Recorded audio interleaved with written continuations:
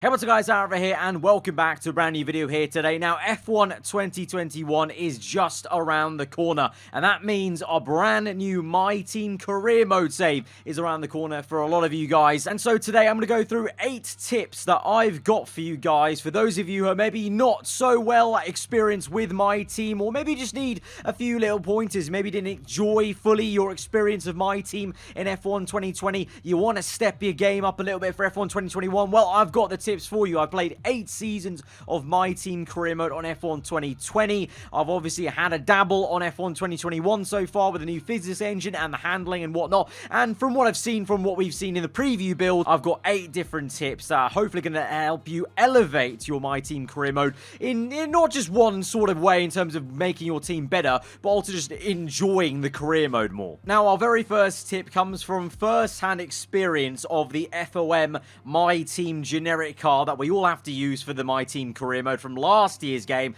and that's cutting the drag / making the car as light as possible on the chassis front or upgrading the engine. You need to be doing one of these 3 or doing all 3 as quickly as you can with the My Team car. The My Team car, even looking into the actual coding itself, verifying it, is a very draggy car, a very heavy car in comparison to every other Formula 1 team, the real F1 teams that you are racing against. It's a much heavier car foundationally, so you're going to want to try and reduce the chassis weight as much as possible on the chassis side of things, and also try and cut the drag. Both of those will kind of help out in that straight line speed, which definitely on F1 2020 was a massive issue of AI catching you very quickly. And to be honest, now with this year's game not having rich mix anymore, I think, you know, with the AI being so good with deploying ERS and overtake mode at the right time, that may be even harder in many respects on F1 2021. So definitely upgrade those areas of the car, and as well obviously the engine. But I think honestly, drag and making the car lighter, I think that's a maybe easier route to go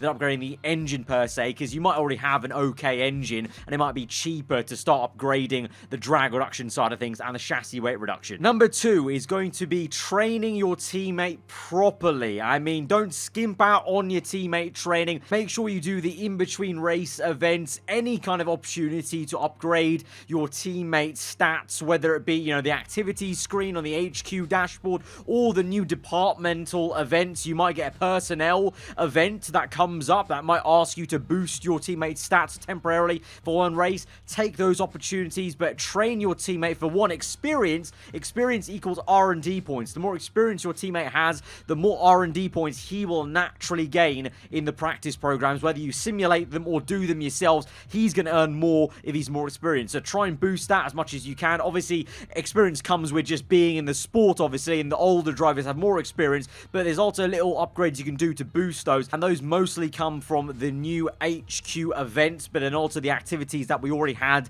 in the activity timeline from F1 2020, and then also the new stat we have, focus. Focus is so important on this year's game, because the higher your driver's focus is, the more maxed out he's going to take his abilities. You know, a 66 rated starting teammate with a focus of, like, say, you know, a bit bonkers, 95 focus, is going to be better probably in theory, and, you know, actually in the race maybe. On paper, obviously, you know, 66 rated versus maybe like a 70 rated, but with a focus of like 65. You'll see that they have a kind of a morale little smiley face now alongside focus. This for a reason. That focus basically determines how happy your driver is, how determined he is, and how, you know, how max to his potential he's getting to. So there's no point trying to skimp out on the focus. It's going to be an important feature. It's a new stat. It's obviously going to be important if they're going to bring it into the game. Tip number 3 is going to be upgrading your tire wear side of the car early doors. That's on the chassis side of development. If you don't know,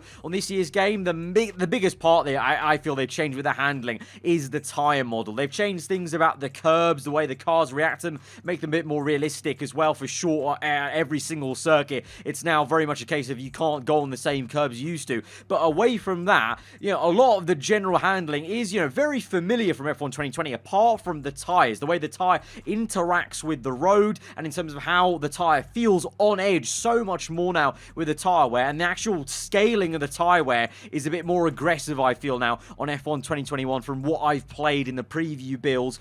So for sure, I think a good tip is going to be upgrading your tire wear early. The AI, we know, it's a computer. They're pin perfect. They're so good. Time and time again, they're going to be very, very consistent at the start start, towards the end of the stint, all the way through the race. But with the player, it's not so black and white. There's that murky region where the tyre wear does kick in. You make some mistakes, the rear end steps. You maybe can't get the nose turned in because there's too much tyre wear on the front tyres. So I would say definitely upgrade your tyre wear early doors, especially if you are feeling it a lot more. Maybe take a bit of time the first 5 races to test things out, see if you need it, and if you do, don't skimp out on it. Don't think you can try and drive around it. You can't. The tyre model will get you. It's so much better at catching you out and keeping the tyres on edge like we see in Formula 1 in real life. Number 4, taking a leaf out of number 2's book in terms of using the new things they're bringing into the game. They bring in new things for a reason, and so the 4th tip is going to be using the quick practice, the new mini game we've got now for practice programs and general free practice. Now, in the past, in F1 2020, I kind of advise, in later seasons,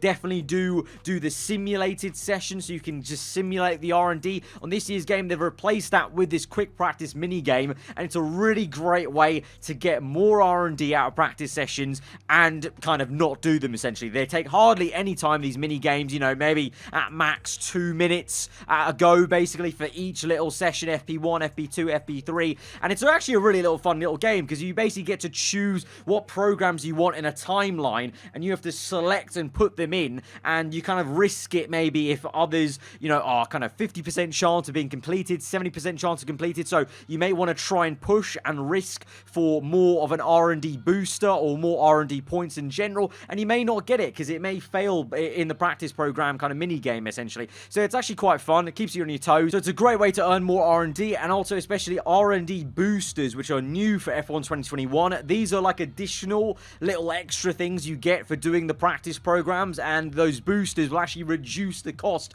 of certain upgrades. So let's say the drag reduction upgrade. If you have a drag reduction upgrade booster and you actually complete the task in practice, whether you do it manually or in quick practice with the mini game, you're going to get money off, or R&D off rather, off that drag reduction update. Definitely worth doing, especially early doors, but also later on when you're maybe a little bit bored of the practice programs, you don't want to do them anymore manually, definitely try the quick practice. It's still quite a fun way to do that Friday part of the race weekend. Number 5, now this may seem pretty simple and obvious, but obviously I'm kind of aiming this video not just for those of you who play my team regularly, I also just casual viewers that may just need the tips.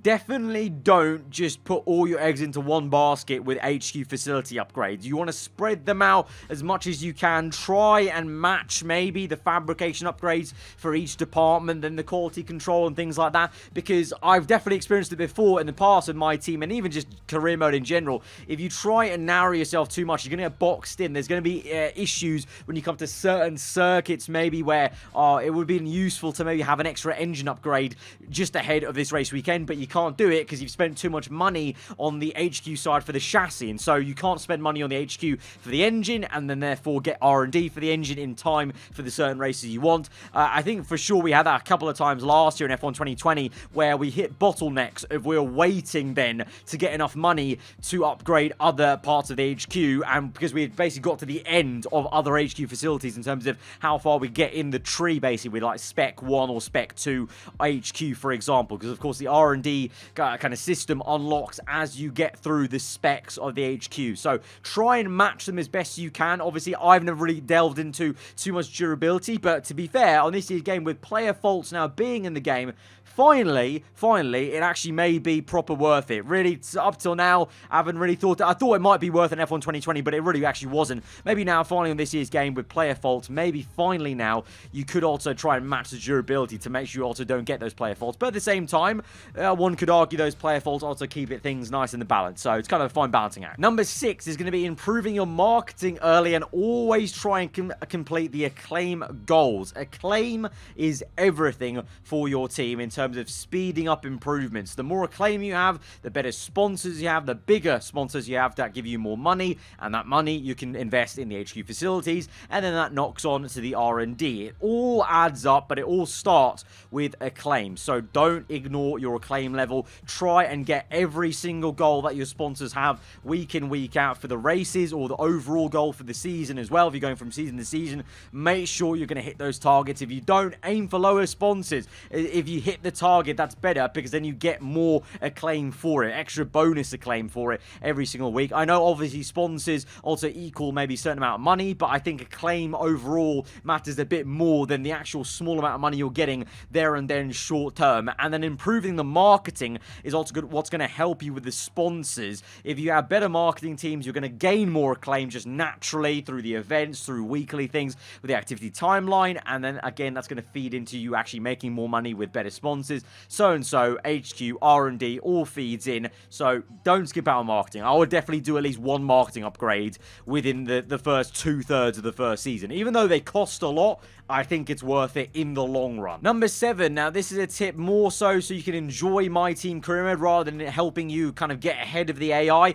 is using the sliders, the new kind of custom career settings in later seasons. If you are maybe more of a standard player, you play it every week or every day and you're going into multiple seasons, definitely use those custom career settings. Even if you're a casual, you know, for a casual, if you're getting into the F1 game right now and you manage to get past, you know, like season 2, for example, it might be worth just tweaking it. Or if you find it difficult, actually, even for casual players, if you're finding it difficult as well, use the custom career mode settings, because those will give you either boosters or nerfs to your and the AI, you know, acclaim rate, cash rate, everything essentially to do with how well your team, how quickly your team is improving week on week through the seasons, through the races. So if you need some help as a casual player, use them, boost the player, boost yourself, nerf the AI, vice versa. In later seasons, if you're a more veteran player, definitely use it to maybe make it more challenging, nerf yourself, boost the AI, and then you can keep things fresh. For sure, I'm going to be doing that at the very start of my career mode, as you guys voted for. And finally, number 8. Again, a bit more of a, if you want to enjoy your experience, have some fun out there with My Team Career Mode, is if you want a teammate fight, definitely upgrade all the personnel stuff on the HQ facilities. Take it from, you know, my experience with many teammates from F1 2020, my team. As soon as we got the maxed out personnel, which pretty much meant that most of my teammates were getting towards 90 plus rating, depending on where they started. Obviously, the lower drivers won't get up to 90 straight away. But, you know, if your driver's 80 and you've got all the personnels there, they'll get up to, you know, 91, 92 plus. In some cases was 95, 100 rated even for the top drivers in later seasons, and it means they're damn good. When they're that high on personnel upgrades and overall, they are very, very good, and it makes it a real challenge. You actually have to really dig in deep every single qualifying and race to make sure you beat them. They'll surprise you at times, and it's just a lot of fun, really. And obviously, a teammate fight is a great thing in F1. Obviously, you want to fight other rivals in other cars, but a good old teammate fight, you can't beat that in Formula 1 sometimes. So if you want to enjoy that, definitely upgrade the personnel. That's where you want to be looking at, because as much as you can improve the car, if you don't improve the personnel, your driver will still not max at his potential. Even if your car is the best car on the grid, he'll still be down here in the pecking order if you don't upgrade those personnel facilities. So there we have it, 8 tips for you guys for F1 2021 My Team Career Mode, whether it is improving yourselves, helping you get a little bit of an advantage on the AI or the career mode in general, or the last few ones were just about enjoying the career mode basically, and kind of my experience of how I've enjoyed it a bit more on last year's game going into this one. Now definitely going to be doing the same to keep things alive basically, but I hope you guys have enjoyed it, whether you were a casual player of the F1 game or a veteran. Hopefully there was a tip in there for you that will help out your experience basically in some way, shape or form. But guys, if you did enjoy that, hit the like button, let me know what you thought in the comments below. If you're only around here, then do subscribe for weekly Formula 1 content, and remember, like I said in the Breaking Point episode 1 video uploaded 2 days ago, if you're waiting for F1 2021 videos, it's not too long now. The start of next week, Monday, is when you can expect the beginning of my F1 2021 My Team Career Mode and the next episode of Breaking Point. But till then, guys, hope you enjoy the rest of your day. Goodbye.